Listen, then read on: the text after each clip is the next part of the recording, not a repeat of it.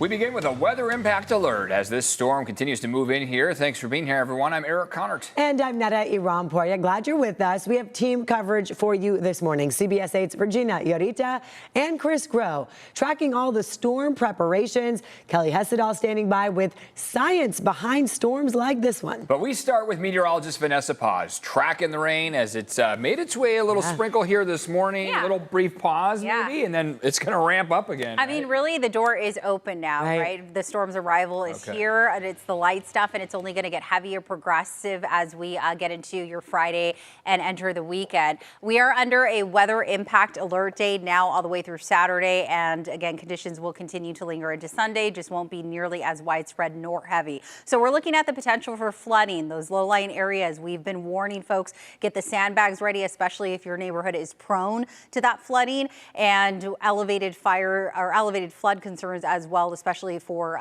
those low-lying streets and freeways. Our satellite radar composite shows very light stuff. We are tracking some precipitable moisture for the northwest quadrant of the county, a lot of it likely evaporating by the time it reaches the surface.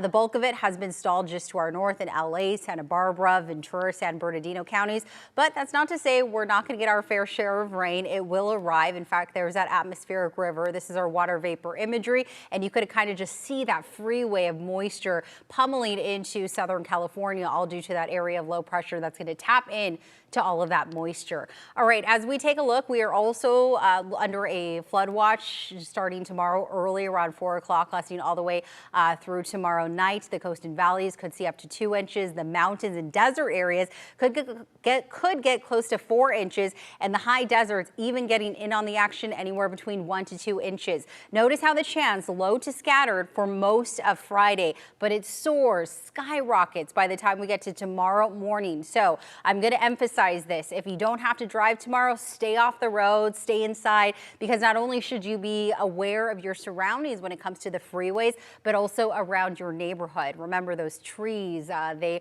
are susceptible to falling, especially the older ones, the eucalyptus ones. The rain chances day by day look like this. Notice how we're not really dry until we get to about Thursday. We'll talk more about the timing and the totals that we're expecting as the more extreme rain arrives for your weekend. As always, you can find an extended weather forecast over on CBS 8 Plus. Just download on your TV and you can watch for free. Back to you guys. All right, Vanessa, thank you for that. From the mountains to our coastline, preparations are underway ahead of this storm. CBS 8's Regina Yorita live from out Oceanside. Lifeguards there are on high alert this morning. How's it looking now? Yeah, well, guys, this is a classic San Diego weather. 1 minute we are dealing with moderate showers. The next, it seems pretty peaceful, like what we're looking at right now. So here in Oceanside, it seems like a lot of people are actually enjoying this chilly temperature, somewhat of a rainy type of temperature, or at least a morning. We've got a number of people walking on the pier, others who are actually in the water. We have several surfers who are enjoying those waves, but like Vanessa said, right, this could eventually change. We will progressively see the rain start to get a little bit more intense. I want to show you a video of what it looked like earlier today. You can see those clouds moving in, the sun at one point peeking in, but people were still walking around enjoying their morning walk, others with umbrellas. But today's showers didn't stop people from going out. Surfers have also, as I said, been enjoying the waves. We're still seeing that now.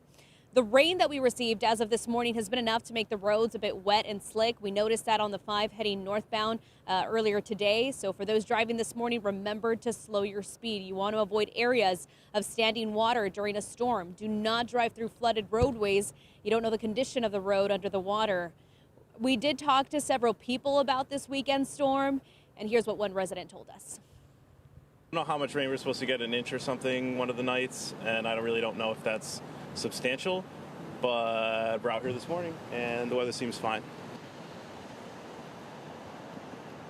See that resident walking away with his wife. That is something that we noticed this morning as they were enjoying their morning stroll. It didn't stop them from going outside and enjoying this chilly weather. But in terms of those who live in flooding areas, it is recommended that you prepare with sandbags if your area does have a tendency of getting flooded, you can actually find a list of those locations where you can pick up sandbags. We do know that the unincorporated residents will have their local fire station providing sandbags for them. And again, you can look for all of that on our website. You just head to cbs8.com and click on this story. I'm in Oceanside. Regina Urita, CBS 8. And look, we've been through this before, right? It's been a little while, but city leaders have taken in some lessons from past years. They're out there trying to keep you safe. Right. Our Chris Grow is here in studio to give us a look at all they've done to prepare, especially after that flooding. I mean, so much was learned then. Yeah, I think it's still on top of mind for so many people, especially for those who work in public works, who live in that neighborhood. Remember that flooding in 2024 destroyed and damaged so many homes. Lives were uprooted with all of the rain in the forecast here. City crews trying to make sure that they take precautions, whether or not we see a lot of rain. We're told crews have already gone out to problem areas to clear those storm drains. They are sweeping streets of trash and any pollution and inspecting storm channels. A lot of this happening in the area of Mountain View and Choyas Creek, which saw the brunt of that flooding back in 2024. Now, during any heavy rain, we are told crews will be out over the entire city to monitor 46,000 storm drains citywide. There's also work that you can do and prep that you can go ahead and undertake right now to help prevent flooding and damage to your home. First of all, sweep that debris and leaves from your storm drains and curb gutters. Know the safest route out of your neighborhood.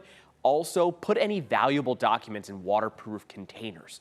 Now, sandbags will be available at a number of different locations in Southeast San Diego. Martin Luther King Jr. Rec Center is going to be the closest one. Just bags, not sand, but still can really make a difference. Eric and Netta. Okay, good to know. Thank you, Chris. With all this rain we are expecting to get across California, we want to take a closer look now at the science behind this. It's an atmospheric river. Yeah, CBS 8's Kelly Hussedall joining us live from Scripps Recreation Center with what an atmospheric scientist from Scripps Institution for Oceanography says causes these rivers here, Kelly. That's right. And so here at Scripps Ranch Recreation Center, you can get these free sandbags. They're handing them out for people to prepare for this storm. Now, one of the things that this expert really talked about that was so interesting is this rating system they came up for regarding atmospheric rivers, 1 to 5, with 5 being the worst. And he says that we could get anywhere from a 2 to a 3 here in San Diego. And a 3, he says, hasn't happened here in years. To be pretty rare. An AR3 is going to now be something that you see every few years or so. You know, you could go 5, 6, 7 years without having one, for example. When you start talking about AR4 and AR5, these have happened historically in San Diego, at least AR4. I have to check on 5, but those are much more common when you get further north, north of the central coast of California, up in Northern California. Very, very rare to see like a 4 or 5 in San Diego. Yeah, so as you heard him just say there, 4 or 5 extremely rare, but an AR3 is fairly rare too. So Scripps Institution for Oceanography, they have this animation of what an atmospheric river is. These long bands of concentrated water vapor that begin in the warm waters of the Pacific. They produce major amounts of rainfall. So when all of this humid air kind of collides with a big storm and it's driven toward the coast, they kind of become this fire hose of just rain and wind, particularly when they hit the mountain areas and inland spots. Additional rain and snow is squeezed from the system. So atmospheric rivers are really responsible for half of California's precipitation. So back out here live when it comes to sandbags, I know we've been talking about that. Again, you can get them here at the Scripps Recreation Center, but they're limiting everyone to 10 bags per household. For more information on other locations you can go to, just go to cbs8.com.